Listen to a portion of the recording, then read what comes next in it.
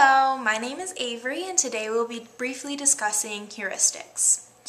I know that heuristics might sound like a difficult concept to grasp, but they're actually something that everyone partakes in on a regular basis. Heuristics occur when you use your common sense to come up with a solution to an issue or problem that you're dealing with. Another term used to describe a heuristic is a rule of thumb. For example, pretend that you're a parent who is meeting their daughter's boyfriend for the very first time.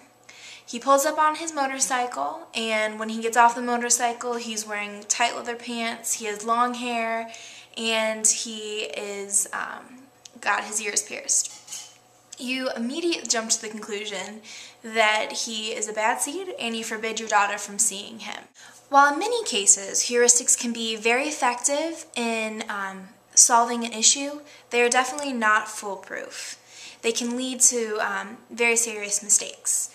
For this reason, heuristics can also be described as a bias. Let's jump back to the example that we just discussed.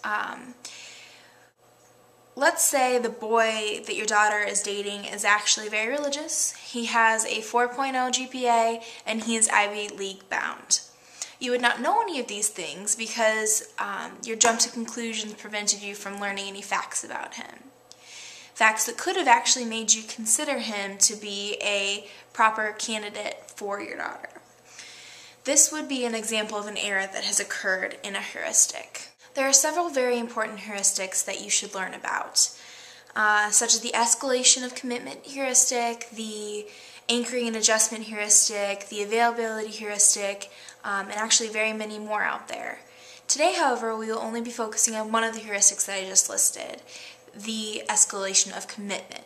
Escalation of commitment heuristic occurs when a person tries to justify increased investment into a decision based on prior investment, despite the idea that the cost of the continued investment is going to outweigh the benefit that the person will receive in the end.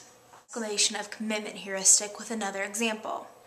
Let's say that you decide to go on a weekend getaway with a couple of friends. When you arrive at the area, let's say you go to Indiana Beach, the weather is terrible and you are forced to stay inside the cheap hotel room that you and your friends split. The cost of the hotel room was $30 a person and gas ended up costing $20 a person. You've already spent $50 to enjoy a cheap weekend with your friends, but the weather is awful and a long drive put everyone in a bad mood. In reality, the fact that you have already spent $50 should not affect your decision to stay or go. Stay and have a miserable time in your cramped hotel room, or return home and enjoy a day of shopping with your friends or watching movies. The decision should be easy. Rationally, you would choose to go home and enjoy the day. However, many people would choose to stay. This is the escalation of commitment heuristic. Well, many psychologists, that's all that we're going to be learning today. I hope you have a great day, and we'll see you next time on Heuristics 101.